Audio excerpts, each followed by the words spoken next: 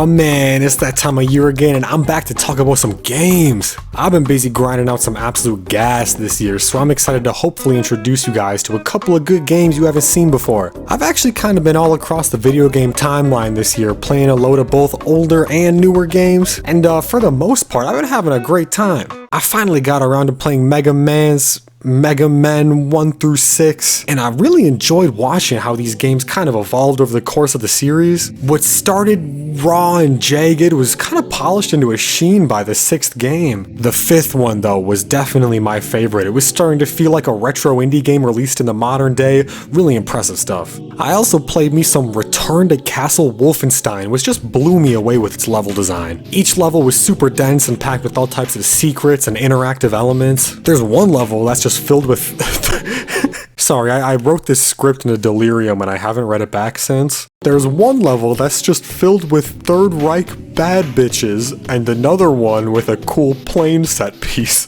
So this one's the whole package. Doom 3 spooked the pants off of me over and over and over again with its uncanny 2004 faces, pitch black levels, and jump scares from enemies that will spawn directly behind you. This one had some cool lighting and atmosphere, but it kinda got grating for me after a while. This year was also my year to get into Borderlands. I started things off with the first game and thought it was pretty alright. Honestly, it super reminded me of Destiny, which isn't really a bad thing. I'm always a big fan of killing guys in order to level up and kill even more guys, and you know, this game scratches that itch for me. After being disappointed with Ninja Theory's Enslaved Odyssey to the West last year, I gave them another shot with DMC Devil May Cry and actually found myself enjoying it. You know, it kinda reminds me of one of my favorite games, Metal Gear Rising: Revengeance.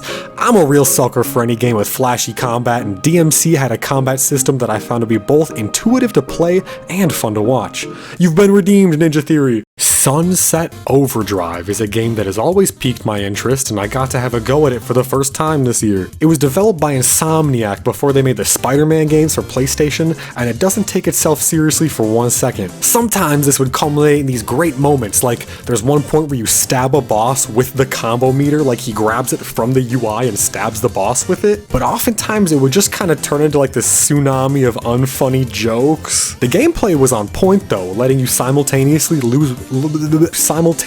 use weapons and parkour mechanics. Normally I'd take the time to 100% a decent amount of games I play, but this year I've been allowing myself to relax a little. Just a couple games got me to fold and 100% complete though, and Sludge Life is one of them. It was almost like some kind of miniature open world collectathon, and I just couldn't stop eating till it was all gone, man. Really just another common W for Devolver Digital. Now, I don't often find myself playing recently released games, but a couple of games at the end of the video game timeline I played this year that I'd like to shout out are Chivalry 2 and the new Dead Space remake. Chivalry 2 was fantastic to hop in and out of for some rare first-person melee combat action, and Dead Space may have genuinely been the best looking game I have ever played. Really, it's just been like a year full of highlights, but I haven't even shared the best with you guys yet. I'm telling y'all to sit back, strap in, and lube up, because it's just about time for the top 10 games I've played this year. Let's hear it. Fiending for more after completing the first Borderlands game, I played the sequel Borderlands 2 and loved it even harder. It was a step up in every single category from the first game, with more environments, more guns, more enemies, more bosses, and not only that, but they're all better too. Better animations, environment design, enemy variety, and so many other things. This one had me totally hooked and clamoring for more. I would recommend this one if you like having an addiction. Short as it is, Resident Evil 3 was a non-stop thrill ride roller coaster of a game. Fast-paced gameplay and fun combat scenarios made shooting zombies in this one a total blast. You know, add in some gorgeous visuals and some genuinely intriguing lore, and you got a recipe for a good-ass time right here. I really hardly play any recently released games, but I just had to cave this year and play Schedule 1 with my friends. This game essentially tasks you with manufacturing and selling drugs to the rest of the town, and we had a great time doing so. Preparing the drugs has this tactile, satisfying feeling, the progress felt tangible, and lots of the game's systems got even deeper than I really initially expected them to be. My favorite part was probably the dense little open world where there's plenty of interesting places to go and people to meet. You can't really go wrong with this one, especially if you play it with the boys.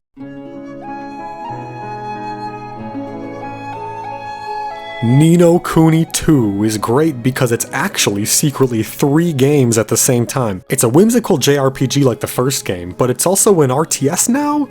And a city builder? I really quite like the new variety of gameplay because I thought the main story on this one really wasn't as interesting as the first game. The part I enjoyed most was actually the city building part because I just thought it was like immensely satisfying to level up my buildings and make new ones. This game is most certainly fun and charming despite my finding it a tad boring at times.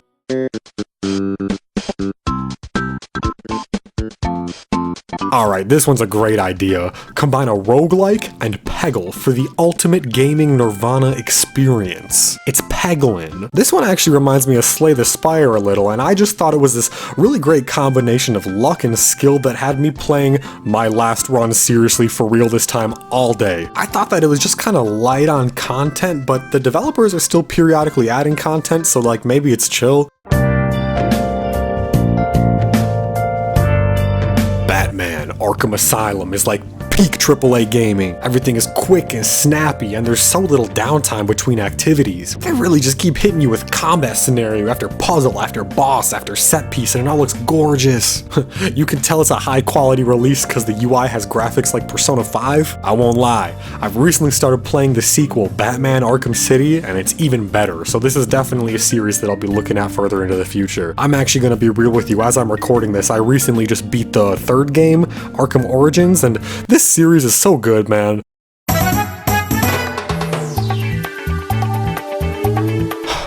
I wish I could show Bulletstorm to 10-year-old Quinn. Much like the previous entry, this one is all killer, no filler. I was really just having a whale of a time with the massive set pieces, beautiful environments, and fun shooting. This game is like actually funny too. It's so good that immediately after beating it, I wrote myself a reminder to come back later and beat it again because it's kind of the total package.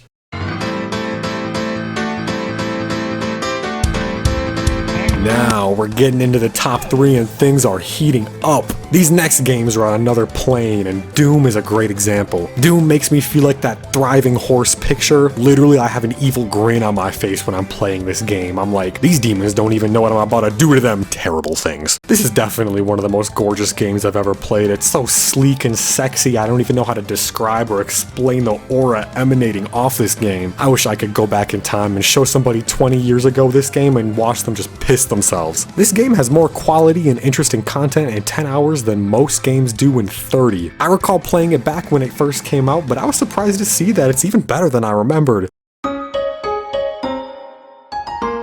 Charming retro graphics, fun gameplay that evolves, likable characters, and a fun setting with interesting monsters. Tales of Symphonia has got its head in the right place. I like how your weapons are visually displayed in combat. I like how the game keeps constant track of your highest combo. I love the combat, the characters, the story, the art style. There's a load of fun twists in the plot, mysterious characters, and genuinely charming bonding moments between the party. For real, these characters are so sweet and this world is so precious, I didn't even want the game to end. I love Lloyd and Colette together. I love Kratos' tragic story. I love how this adventure is simultaneously world-spanning and intimate. If I'm keeping it totally real with you guys, I don't think this is technically like the best game I've played all year, but I think it's really my favorite. I love you, Tales of Symphonia. Now this is a good game. And it's a great example of why Capcom is just on another level. It's not hard to tell how intricately put together Resident Evil 2 is. The game almost feels delicate. This balancing act of ammo, health, enemies, checkpoints, and bosses is an impressive and beautiful one. Seriously, the animations blew my mind. I feel like some of these zombies are actually just like real people stuck in a video game. The amount of ways that they can act and react is almost like futuristic to me still. There is so much goddamn attention paid to fine details, like if you examine a box in your inventory, you can hear the objects inside of it like clinking around when you move it. The game also has 2 alternate playthroughs, so it's like 2 games for the price of 1. Resident Evil 2 was really just the gift that kept on giving, and I do believe is the best game I've played this whole year. All in all, I think I played a pretty great crop of games this year. You know, every year has its duds, but this one had me unleashing my inner gamer. I took a chance and fully sended some games and franchises that I've been eyeing for a while, and I think it really paid off. Makes me even more excited for the games I'll be playing in the future. Games like Pragmata, that sci-fi looking third-person shooter type of game by Capcom. Yeah, I put this one in my 2023 list. Yes, I'm still excited. Yes, I'll wait forever for this one. I really hope it's actually good when it comes out. Also, they're officially making a sequel to the greatest roguelike of all time, Enter the Gungeon 2. I love when a game releases with a 2D art style and follows up with a 3D sequel.